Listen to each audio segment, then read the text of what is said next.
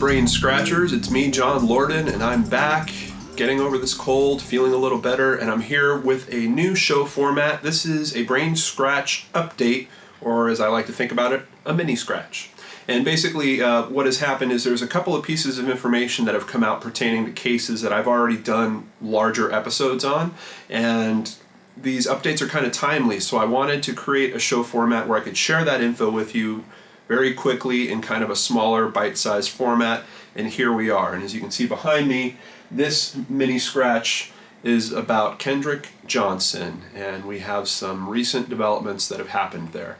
Now, before I go over those recent developments, I wanted to point out an article.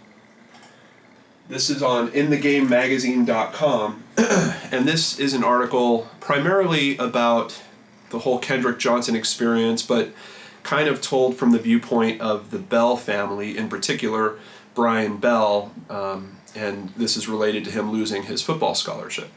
So I bumped into this article, I don't know, maybe a month ago or so, and you know, I'm not decided on if the Bell brothers are really the main culprits or not, but what was clear, I think, in my last video is they didn't take the opportunity to clear their name. And I personally believe that they should have. Now, what this article kind of left me with was this odd feeling.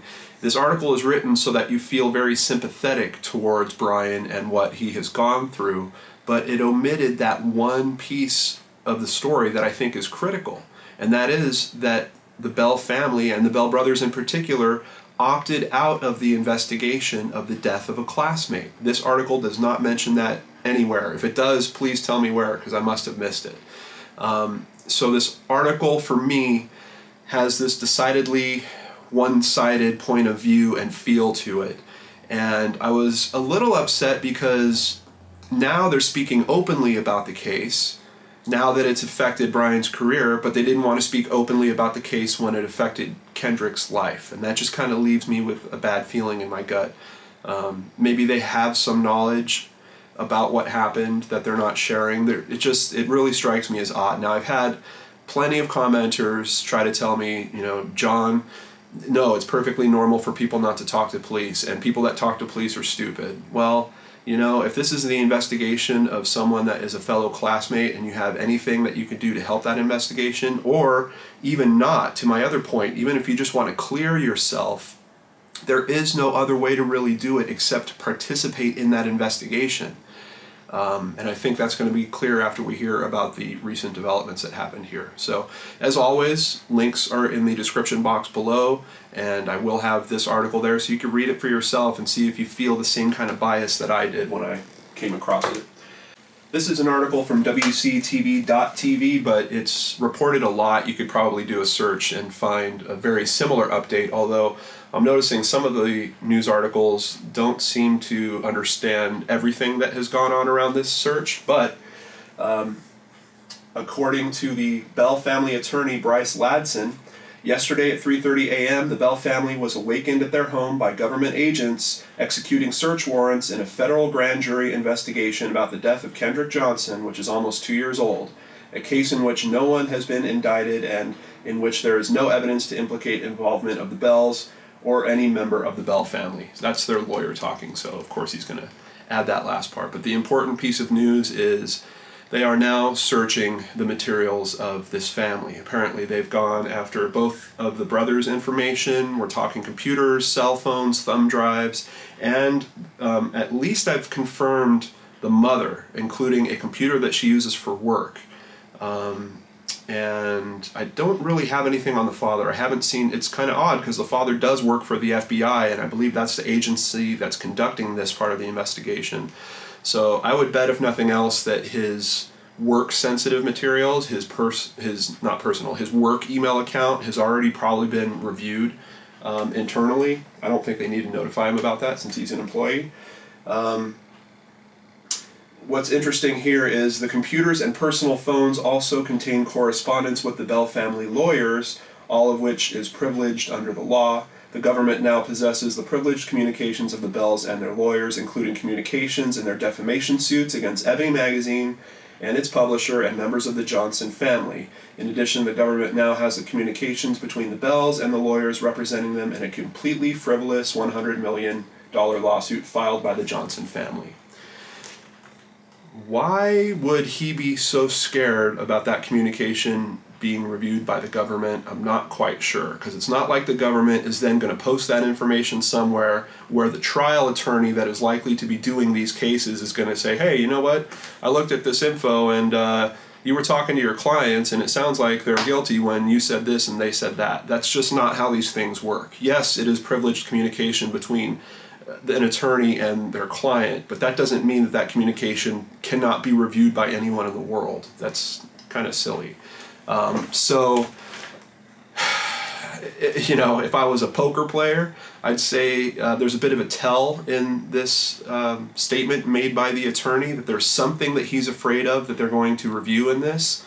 I mean, it could be something silly. It could be even on the attorney's side. It could be something like him saying, you know, hey, we're really going to make a lot of money off of Emily for doing this to you guys, or some off-the-cuff remark. But I'm definitely getting a sense from this official statement that the attorney is nervous, in particular about his communication with them being reviewed by a grand jury. And like I said, this is a grand jury. This isn't the same court circuit that would be doing the other cases. So I don't totally understand the fear there. If you're an attorney or if you have some experience with this and you can help enlighten me, please drop it in the comments below, because that strikes me as a little bit strange for him to be so concerned.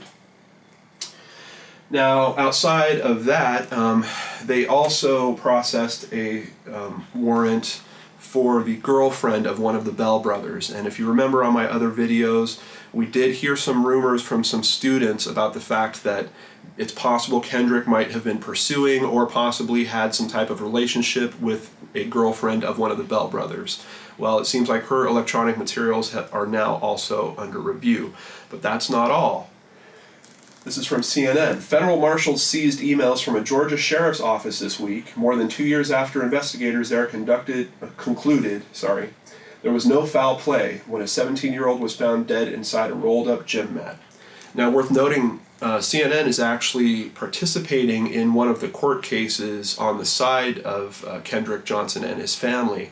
So this article, it does not name any names. It's written almost like a Mad Lib, like all the names have been removed. But if you know the story at all, you can pretty much understand that I'm pretty sure Sheriff Prine, who there was a lot of accusations sent towards about him possibly conducting part of a cover-up or conspiracy.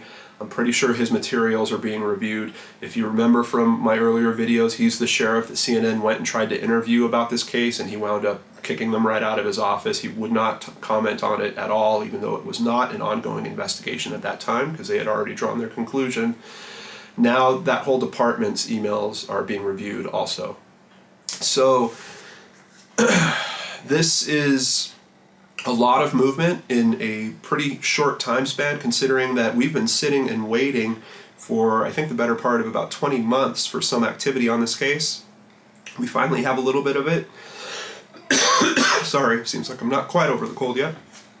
We finally have some movement on it, and I don't think it's that easy to execute and effect search warrants like this without some level of probable cause. Now, does that mean that these guys are guilty? No, we're far from that.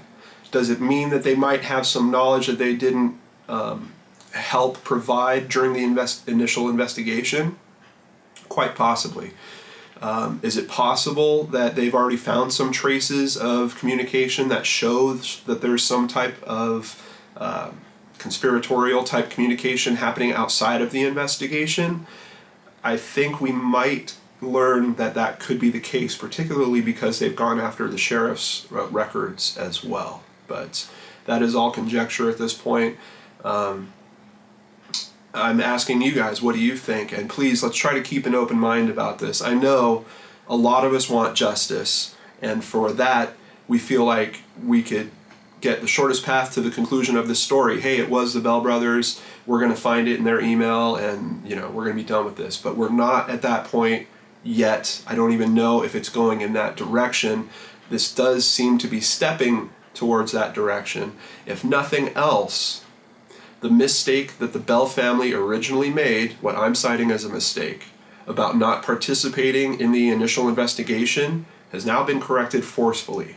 Their materials are being reviewed, and someone is going to have a better idea of where both those boys were, how they were feeling, and everything that went on in the aftermath of the Kendrick Johnson death. So hopefully that will shine some light and get us all a bit closer to the truth, and most importantly, bring a conclusion for both the Bell family and the Johnson family. And that is ultimately what I think is the biggest win here.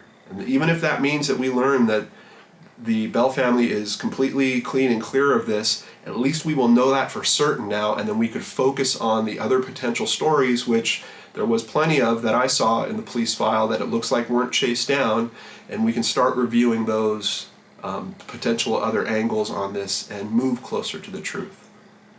If it does turn out to be the Bell family, of course, that would be, that would shift the court cases dramatically. The defamation suit against the Johnson family would fall apart completely. The Johnson family's $100 million lawsuit would all of a sudden get new legs.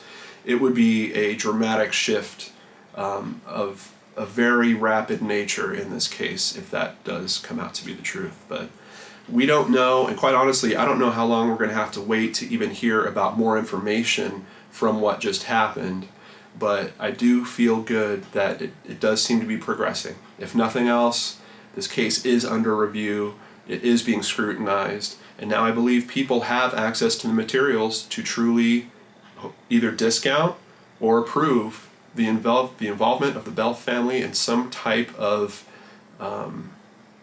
obstruction of justice charge or more. So what do you think, Brain Scratchers? Please leave your comments below. Let me know if there's some angle I'm missing on this, or if you've seen any other news developments. And thank you to all the people that reached out. I got texts or tweet messages, YouTube messages about this update, like literally within minutes of the news stories popping, and I just appreciate my Brain Scratch network. Thank you guys for that so much. This is the end of our first mini episode, and if you like the format, also let me know about that. I will catch you on the next Brain Scratch. Take care.